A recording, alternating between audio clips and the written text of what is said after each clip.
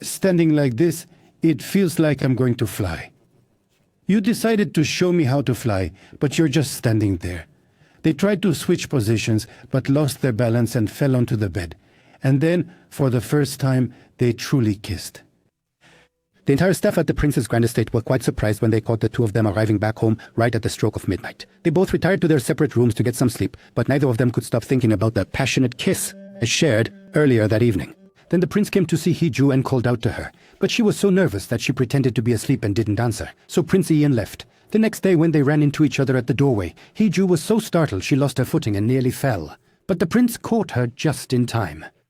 Hee-Ju scrambled to get ready in a frantic rush, insisting, "I'm a director, I absolutely must get to work," before he dashed off. However, instead of heading straight to his workplace, Hee-Ju made his way to a local Catholic church. He met with a priest and urgently requested an exorcism, which left the poor man completely bewildered. Hee-Ju was firmly convinced that he had been possessed by some malevolent spirit, simply because he could not stop obsessing over that kiss from the night before.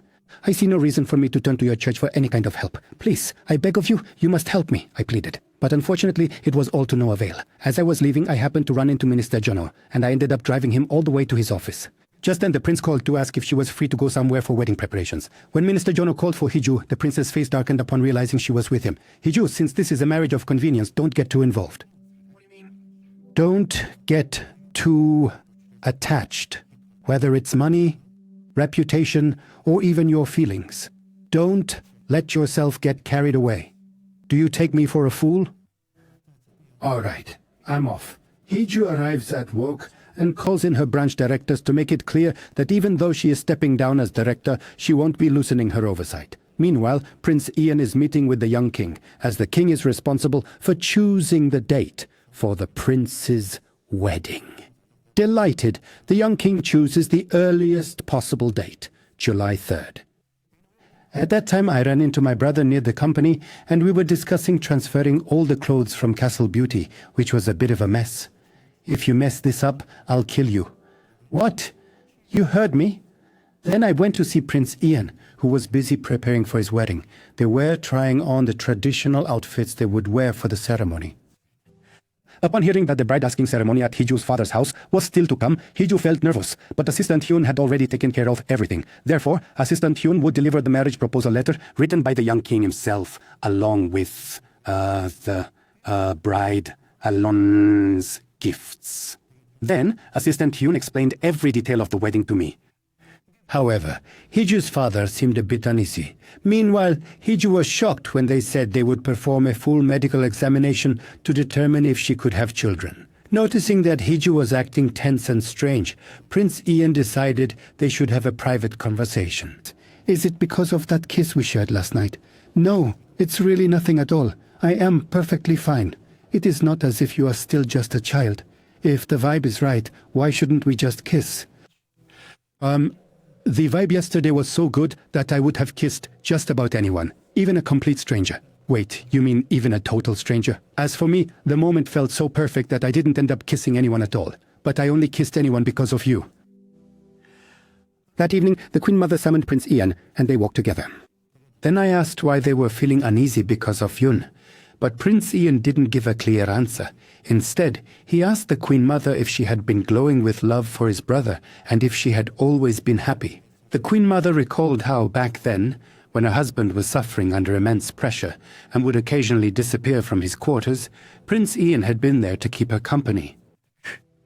That evening, she was lost in thought. She couldn't stop thinking about what Prince Ian had said earlier that day. She reached out to call him, but stopped herself. Meanwhile, the prince sat staring at the marriage contract he had drafted earlier. That same evening, Mr. Yun, the Queen Mother's father, was also sitting and reflecting on the incident that led to the death of Prince Ian's brother. On the evening of the tragedy, when Lord Yun entered the palace, the Queen was sitting there in tears. She told him that the press was gathering and asked him to announce that, following the king's untimely death, his son would ascend the throne. However, Lord Yun was truly shocked when Lady Iran revealed to him that the king had named his brother, not his son, as the successor in his final will. "I believe that His Majesty will surely come to understand my position. Fair. I did all of this for my son. What have you done? I burned it all." Meanwhile, the prince opened his safe and took out the will the king had left behind. Although the will was slightly scorched by the fire, it remained intact. The next day, the crown prince was preparing to meet Prince Ian with his wife. Hiju's father was also waiting, searching for the prince. Hijuгийн аавч ханхуг ирнэгэд хүлээж байна. Shortly after, the prince, Yan, and Hiju arrived. While Hiju's father seemed a bit reluctant, Prince Teju was quite pleased when Yan called him brother. So, we are currently hosting a formal family dinner. As the acting CEO of the Kestel Group, I occasionally invite world-class chefs to cook for us. Hey, you are not actually the CEO just yet, you know. Do you honestly have to bring that up right now? I'm going to be very soon, though. That meal you prepared was absolutely delicious. Truly wonderful. I want to thank you for it, my dear brother. You are most welcome. It was my pleasure. Please do keep me in your thoughts. She has always held herself in very high regard. Consequently, she feared marrying someone beneath her station. I am delighted she is finally marrying into the royal family with Amar. I promise to do everything in my power to put your mind at ease. If the situation were that simple, I assure you, I would not be so worried. But the royal palace is notorious for its endless gossip, constant internal strife, and deep-seated sorrow. To be perfectly honest with you, the whole situation just doesn't sound right to me at all. Are you suddenly trying to play the role of a caring father now? You didn't even say a single word back when I had my terrible accident, so it really doesn't suit you to be talking like this to me now. You can see that for yourself, can't you? He is still acting like a child. What is the point of speaking in that manner? Aren't you going to at least give a wedding gift? When my brother got married, you gave the bride's family shares of your company, and you even gifted them an office building. Your only daughter is getting married. You'll give her a wedding gift, right? I'll be going now. Finish your meal with him. After finishing the meal, Prince Yan stood up from his seat and left. Let her feel our family's true spirit. Do you still harbor any lingering doubts about marrying me? You certainly heard what the Queen Mother said earlier, didn't you? Compared to that, it's not really all that bad. Or is it, perhaps? But Dad's caring behavior is really just a calculated performance. He is only trying to figure out how to take everything away from you. So what does that matter in the end? Isn't it enough for you that I am actually being real with you right now?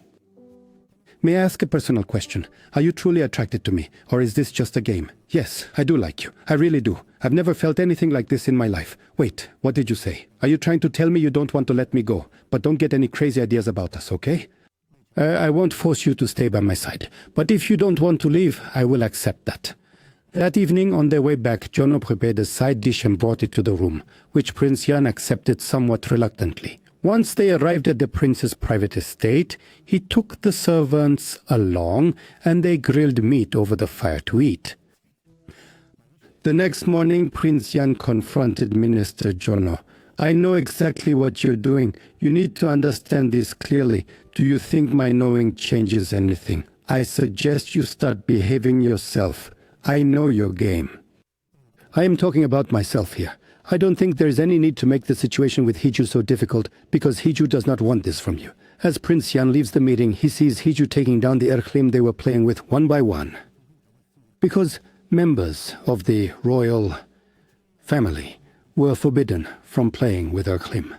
From that day on, wedding preparations began throughout the prince's private estate. Soon, the wedding day arrived, and the Queen Mother encountered Minister Jono. Are you all right? Why wouldn't I be? It just seems I'll have to wait a little while until you can no longer keep your composure. And so, when the time came, the wedding ceremony began.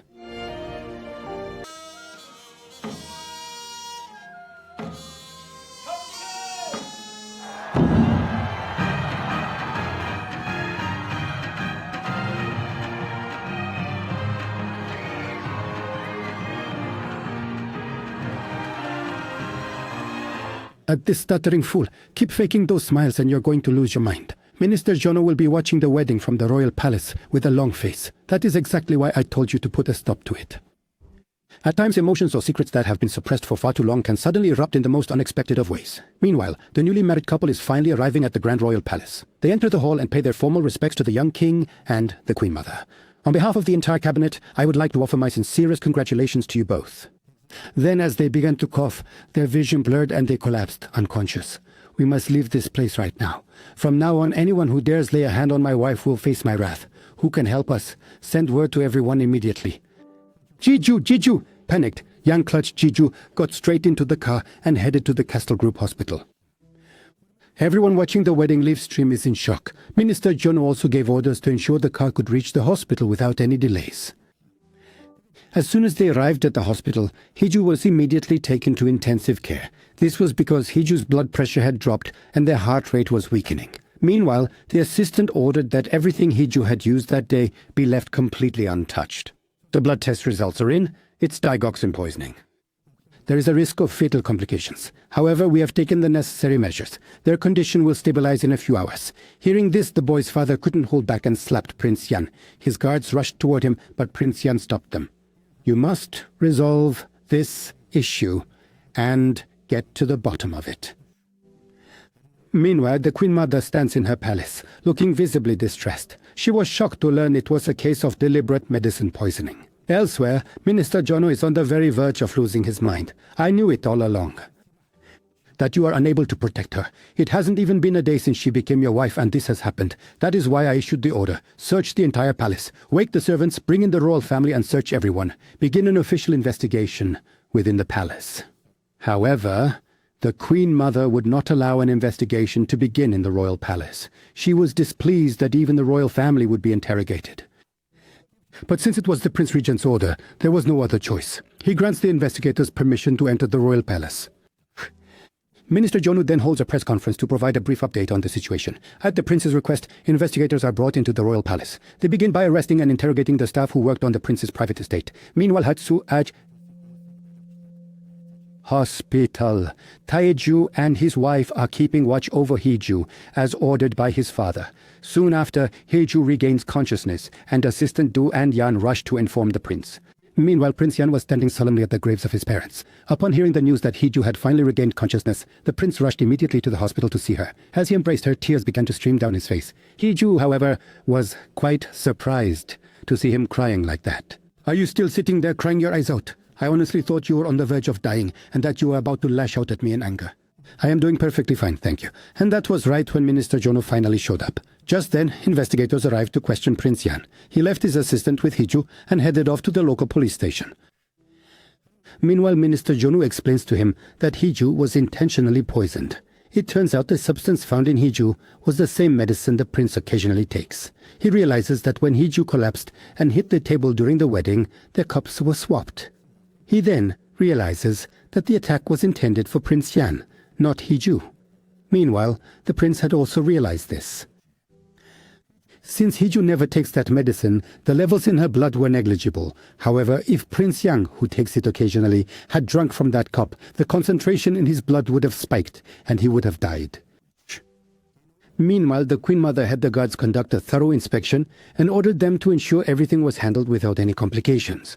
Minister Jono met with the prince and advised him to go to the royal palace, replace all the servants and tighten security, while he himself took responsibility for all matters outside the palace walls. That evening, the prince called Hiju and ordered her to come to the palace immediately the next day. Upon leaving the hospital, Hiju put on makeup to look sickly, coughed, and got into the car to head to the royal palace. Meanwhile, her PR team shifted their strategy to garner public sympathy. When Hiju arrived at the palace, the Queen Mother greeted her in person. I heard you'll be staying here. Take care of yourself. ATT. I'm covering your duties until you're back on your feet. Sorry for the inconvenience. When Hiju arrived at the palace, a young official greeted him and asked a few questions. The assistant has also officially started working at the royal palace. When Hiju returned to his room, the doctors had already set up the examination equipment. Hiju really wants some quality time with her new husband. The more I think, the more it seems you're the one who needs protection, not me. I know. How are you so incredibly calm? I calmed down once I realized you weren't the target. Then Hiju starts hitting him. You absolute idiot! Are you trying to make me a widow? How could I go on living if you died? Olchin. If anything were to happen to you, I simply could not leave you behind, you widow. Is that truly how you show you are worried? Just lie back down. You are part of the royal family now. Try to remain a little more composed. Demonstrate the true, overwhelming might of our royal family. Who would ever dare to attack someone who is the pride of this nation and held in such high regard by all the people? So, I see you are feeling rather confident in yourself, aren't you? Actually, the Queen Mother insisted she would take over all of my official duties. Do not worry, I managed to politely decline her request. The Queen Mother was furious when she discovered that the Prince had also declined her request. Just then, Lord Yan arrived to pay me a visit. It would be better if you stayed away from the palace for a while. I fear it might lead to some unnecessary suspicion. You must also be extremely careful, so that you do not draw any unnecessary suspicion upon yourself. Meanwhile, the detectives were busy informing Minister Jonu that traces of digoxin had been discovered inside the very cup that was used during the wedding ceremony. Then the servant who attends to the prince's private quarters came to speak with Minister Jonu. Meanwhile, Prince Yan makes his way into Heeju's room. Tonight marks the first night we spend together as a married couple. Tell me, are you truly prepared for this?